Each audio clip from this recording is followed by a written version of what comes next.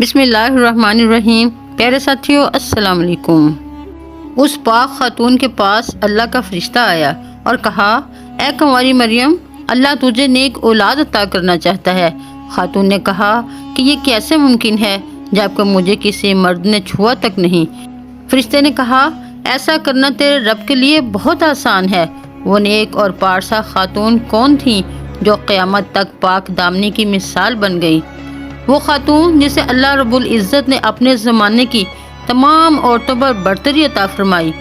حضرت be be مریم علیہ السلام کے والد کا نام عمران اور والدہ کا نام حنا تھا۔ حضرت عمران حضرت سلیمان علیہ السلام کی اولاد میں سے تھے اور ان کی اہلیہ حنا حضرت داؤد علیہ السلام کی اولادوں میں سے تھیں۔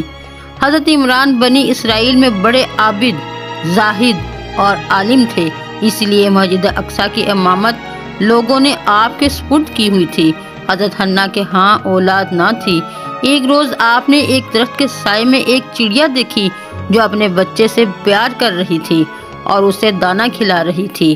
یہ منظر دیکھ کر آپ کا دل بھر آیا اور آپ نے بارگاہ الہی میں اولاد کے لیے دعا کی، لہٰذا اللہ نے آپ کی دعا قبول فرمائی۔ حضرت مریم علیہ السلام کی پیدائش سے قبل آپ کی والدہ نے منت مانی کہ اپنی اولاد کو بیت المقدس کی خدمت کے لیے نظر کر دے گی۔ بنی اسرائیل کے ہاں یہ روایت تھا کہ جو لڑکا اللہ کی نظر کر دیا جاتا تھا وہ نہ شادی کرتا تھا اور نہ دنیاوی مشاغل میں دلچسپی لیتا تھا، صرف عبادت گاہ میں خدمت کرتا اور خود عبادت میں مشغول رہتا تھا۔ لہٰذا حنا نے اللہ سے بیٹے کی دعا کی تھی، لیکن ان کے ہاں بیٹے کی بجائے بیٹی کی پیدائش ہوئی۔ حضرت حنا نے بیٹی کا نام مریم رکھا۔ سریانی زبان میں مریم کے معنی خادم کے ہیں۔ چونکہ آپ مسجد اقصی کی خدمت کے لیے وقف کر دی گئی تھیں، اس لیے یہ نام موضوع سمجھا گیا۔ حضرت مریم علیہ السلام کی ولادت سے پہلے ہی آپ کے والد وفات پا گئے، اس لیے حنا نے ولادت کے بعد آپ کو ایک کپڑے میں لپیٹ کر بیت المقدس کے علماء کے سامنے پیش کر دیا تاکہ وہ انہیں اپنی کفالت میں لے لیں۔ جب حضرت مریم علیہ السلام بیت المقدس میں لائی گئیں تو مجاوروں کے درمیان اختلاف پیدا ہو گیا۔ ہر کوئی خود کو آپ کا زیادہ حقدار سمجھتا تھا۔ پھر فیصلہ ہوا کہ مجاورین وہ قلم جس سے وہ توریت لکھتے ہیں پانی میں چھوڑ دیں، جس کا قلم پانی کے بہاؤ میں بہنے کے بجائے الٹا بہے گا وہ مریم کی کفالت کا حقدار ہوگا۔ اس مقابلے میں حضرت زکریا علیہ السلام بھی شامل تھے۔ ان کے قلم کو اللہ تعالیٰ نے پانی میں بہاؤ کے الٹے طرف بہا دیا اور وہ ان کی پرورش کے حقدار ہو گئے۔ اس طرح بی بی مریم علیہ السلام کو اللہ تعالیٰ کی منشا کے مطابق حضرت زکریا علیہ السلام کی کفالت میں دے دیا گیا۔ حضرت زکریا علیہ السلام کی بیوی حضرت مریم علیہ السلام کی خالہ لگتی تھیں، لہٰذا ان سے بڑھ کر ان کی بہتر پرورش اور کوئی نہ کر سکتا تھا۔ حضرت مریم علیہ السلام دوسرے بچوں کی نسبت بہت تیزی سے بڑھتی رہیں۔ جب آپ حضرت زکریا علیہ السلام اور اپنی خالہ کے گھر پرورش پا کر کچھ بڑی ہوئیں تو بیت المقدس میں آپ کے لیے ایک کمرہ مخصوص کر دیا گیا۔ یہاں حضرت زکریا علیہ السلام کے علاوہ اور کوئی نہیں جا سکتا تھا۔ آپ دن رات اللہ کی عبادت میں مشغول رہتے۔ جب حضرت زکریا علیہ السلام آپ کے پاس آتے تو حیران ہوتے کیونکہ آپ کے پاس بے موسمی پھل ہوتے، گرمیوں کے پھل سردیوں کے موسم میں اور سردیوں کے پھل گرمیوں کے موسم میں آپ کے حجرے میں رکھے ہوتے۔ جب حضرت زکریا علیہ السلام حضرت مریم علیہ السلام سے پوچھتے کہ یہ پھل کہاں سے آتے ہیں، انہیں کون دے کر جاتا ہے، تو حضرت مریم علیہ السلام فرماتی، اللہ کے پاس سے۔ اللہ نے بی بی مریم کو پسندیدہ اور مومنہ بندی میں شمار کیا تھا، جیسا کہ سورہ آل عمران میں ارشاد ہوا، اور جب فرشتوں نے کہا، اے مریم، بے شک اللہ نے چن لیا ہے تمہیں اور خوب پاک کر دیا ہے اور پسند کیا ہے تمہیں سارے جہاں کی عورتوں سے، اے مریم خلوص سے عبادت کرتے رہو اپنے رب کی اور سجدہ اور رکوع کرنے والوں کے ساتھ۔ بی بی مریم جس مقصد کے لیے چنی گئی تھیں وہ ابھی باقی تھا۔ آپ دن رات اللہ رب العزت کی عبادت میں مشغول رہتی تھیں، یہاں تک کہ بنی اسرائیل میں یہ مشہور ہو گیا کہ بی بی مریم نہایت ہی عبادت گزار، پاکیزہ اور متقی خاتون ہیں، اور لوگ آپ کا بہت عزت و احترام کرنے لگے۔ پھر وہ وقت آیا جب حضرت جبرائیل علیہ السلام حضرت مریم علیہ السلام کے پاس تشریف لائے بی بی مریم ایک غیر مرد کو اپنے حجرے میں دیکھ کر پریشان ہو گئیں۔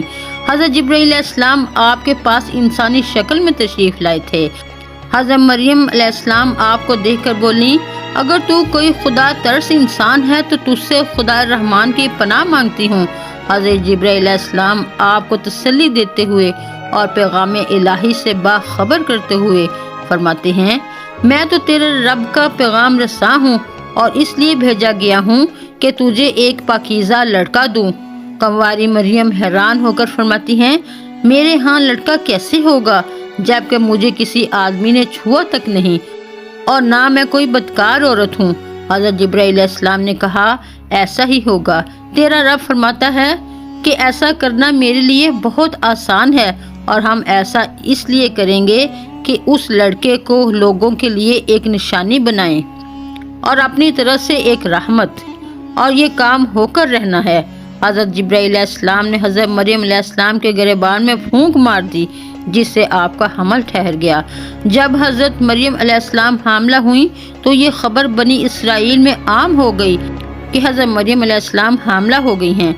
اس پر بہت سے لوگوں نے زکریا کے گھر آنا جانا بند کر دیا اور آپ پر الزام اور بہتان لگانے لگے۔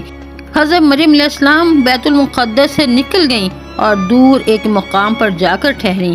آپ اس مقام پر تنہا رہ رہی تھیں کہ ایک دن آپ کو درد ذہ شروع ہو گیا۔ آپ نے ایک درخت کا سہارا لیا اور تنے کو پکڑ کر نیچے بیٹھ گئیں۔ آپ جس درخت کے پاس بیٹھی تھیں وہ ایک خشک درخت تھا۔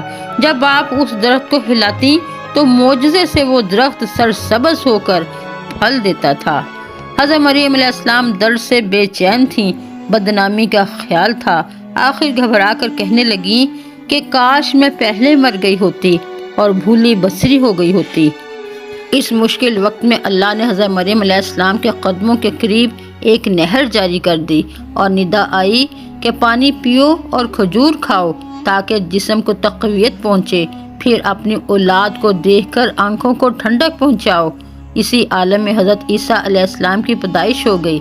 آپ اپنے بیٹے کو لے کر قوم کے پاس آئیں۔ قوم کے لوگ آپ کی گود میں بچہ دیکھ کر غضبناک ہو گئے اور الزام لگانا شروع کر دیا۔ ہر طرف سے لوگ تانا دے رہے تھے۔ حالت زار تنگ ہو گئی۔